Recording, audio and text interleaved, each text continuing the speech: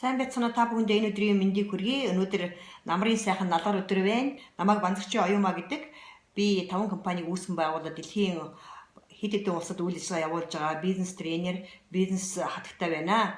Ингээд би олон монголчуудаа өөрийнхөө сургалтыг хүргэж, өөрийнхөө арга барил мэдлэгээсээ хуваалцж байгаа. Тэгээ өнөөдөр би та бүхэнд нэг чухал сэдвийн талаар ярих гэсэн. Юу гэхээр бизнесийн ертөнцид ялгаагүй, спортын ертөнцид ялгаагүй, ер нь альва салбарт заавал ч хүнд өрсөлдөгч гэж байдаг. Тэгэхээр өнөөдөр би та бүхэнтэйгээ өрсөлдөгчийн тухай ярих гэж байгаамаа. Ялангуяа бизнесийн салбарт уламжлал бизнесийн салбарт олон өрсөлдөгчнөр байдаг. Тэгэхээр ихэнх хүмүүс яадаг вэ гэхээр бизнес эрхэлдэг хүмүүс яадаг гэхээр өрсөлдөгчийн их судалдаг, өрсөлдөгчийн их дуурайдаг. Тэгэхээр харин та ингээд бусдыг дуурайгаад бусдын юу хийж байгааг нь араас нь ингээд туршуул мэт анхаарлаа хандуулаад цаг хугацаа тэрэнд алдаад байвал та өөрийнх нь биеийг алддаг юм байна. Харин танд хэрвээ та бизнес хийхийг хүсэж байгаа, хэрвээ та спортод амжилтыг гаргахыг хүсэж байгаа, ер нь ямар салбарт амжилтанд хүрэхийг хүсэж байвал та өрсөлдөгчөө бити судлаа, өрсөлдөгчтэйгээ бити зуралдаа гэж одоо хүмүүс зөвлөж идэг. Миний одоо амьдралын туршлагад харахад ч гэсэн тэр их зүгээр санаа. Яагаад гэвэл та өөрийнхөө биегээр байж чадгүй бусдыг дуурайгаад эхлэхээрээ та өөрөө хөгждөг. Тэгэхээр ер нь бол хүнд амжилтанд хүрэхэд хамгийн том нь бол өөрийгөө ялан дийлэх хэрэгтэй байдаг. Тэгээ өөрийгөө ялан дийлэхийн тулд өөрийнхөө тарих оюунаас авахж гаргаж ирэх юм бол танаас өөрөөс чинь маш их санаа босох гарч ирдэг юм аа. Жишээлбэл би та бүхний жишээ ярил л да.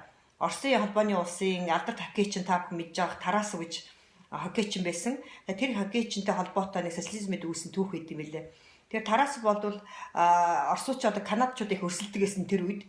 Тэгээд их хүчтэй Канадын баг байдаг. Тарасов ерөөсөө бодож ирсэн канадчууд их хүчтэй байна. Энэ юуг Канадаг очиж судлаа. Канадын хоккейчдын баг ямар арга барилаар ажилладаг тэрийг судлаа гэд виза хөтэлсэн гэж байгаа. Ингээд социализм үеийн Канадад виз гаргахад бол маш хүндрэлтэй байсан. Манайш хөөцөлдөж үүсчээд арай ч үүж тэр визийн зөвшөөрөл авчаад тэгэд өөрийнхөө дасгалжуулагч буюу бизнес тренер рүү утсан байгаа байхгүй. Одоо бизнес дасгалжуулагч биш юу спортын дасгалжуулагч л байгаа. Тэгээд спортын дасгалжуулагчтай уулзсан багш руу уулзтаад бол би одоо ингээд Канад явах гэж байна. Канадчуудын арга барилыг суралцах гэж байгаамаа. Ингээ хэлэхэд нөгөө хүн багш нь бол за чи маш буруу юм хийх гэж байна. Чи Канад явж болохгүй чи одоохоо чи виза хураалгаад чи надлуу хүрээд ирээ гэд манайш өөрөө Сибирт байсан гэж хэлдэг юм байлээ. Ингээд манайш шиг чамтай би нүүр тулж аваад ярилцах хэрэгтэй байна гэд. Тэгээд Тарасов багшийн үгэнд ороод билетээ хураалгачаад багш дээр мессеж өтсөн. Ингээд гайхаад үгүй би одоо маш их хөөцөлчөөд энэ визийг авсаа. Би Канад явах гэж энэ Канадын хоккейний арга барилыг суралцах гэж ингэж туршлагаа суралцах гэж би явах гэж байсан. Тэгэхээр өөр ингээ болиулчлаа. Энэ ямар өчтэй юм гэж багшаас асуухад багш нь хэлсэн байдаг. Хэрвээ чи бусдын одоо туршлагаас арга барилаа суралцаад ингэх юм бол чи Тарасов гэдэг өөрийнхөө үнцнийг алднаа.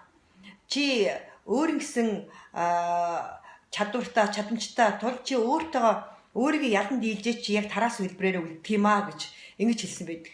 Ингээд Тарасов багшийн үгэнд ороод Канад яваагүй. Харин тэрний дараахан манайшэр нэг одоо хоккейний клубшигний уртл нь юм шулуун байсныг жоохон дугуй хэлбэртэй буюу ингэ жоохон далилгасан хэлбэртэй болгоснороо шайб буюу одоо бөмбөний хурдыг цохиход бол хамаагүй хурдтай болохоор тэгээ зохион бүтээсэн байдаг. Клубшиг гэж ярьдаг шүү дээ монголчууд те.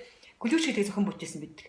Ингээд тэр Оросын алдарт хоккейчин Тарасов бол одоо тэр салбартаа энэ өөрийнх нь нэрээр алдаршиж өөрөө маш их олон зүйлийг зохион бүтээсэн байдаг юм аа.